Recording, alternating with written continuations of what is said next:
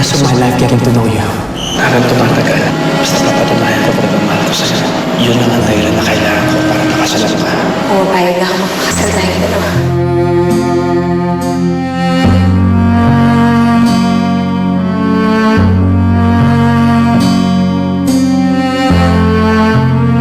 Promise, Joyce. Hindi ako magiging pabigat. Hindi na ako prinsipe, pero I promise gagawin ko lahat para maayos tayo. Hindi ko lahat naman ng fairy tale may pinagdadaanan. But I promise, gagawin ko lahat so we'll have a happily ever after.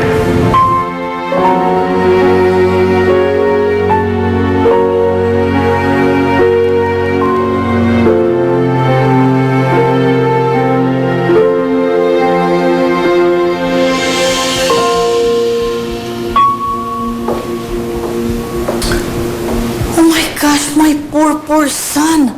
Lawrence, what have you done to yourself? Worried na worried kami sa'yo the day after that wedding disaster. Anak, please umuwi ka na. Don't do this to yourself. Huwag mo nang panghinayangan yung babaeng yon. This could actually be the best thing that could ever happen to you.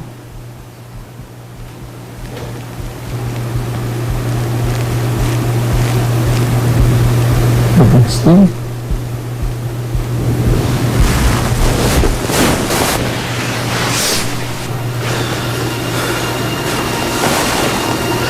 The best thing? Masakit na naramdaman ko eh.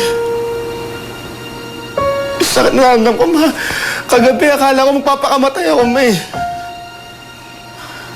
And you gonna tell me it's the best thing? Anak, yes. Mas mabuti nang malaman mo ngayon pa lang na hindi ka mahal ng babaeng yon. Kesa naman kung kailang kasal na kayo.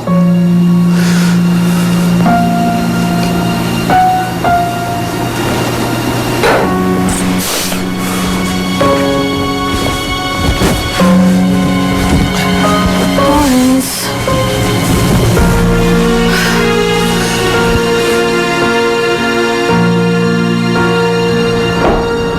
Well, medyo nagmamadali ako. Ano mong sasabihin mo sa akin? Pwede sa kotse muna ako.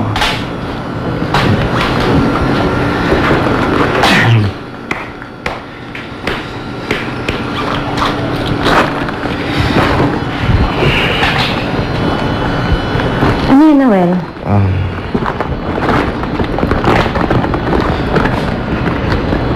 Nagpunta ako kay na Joyce kagabi.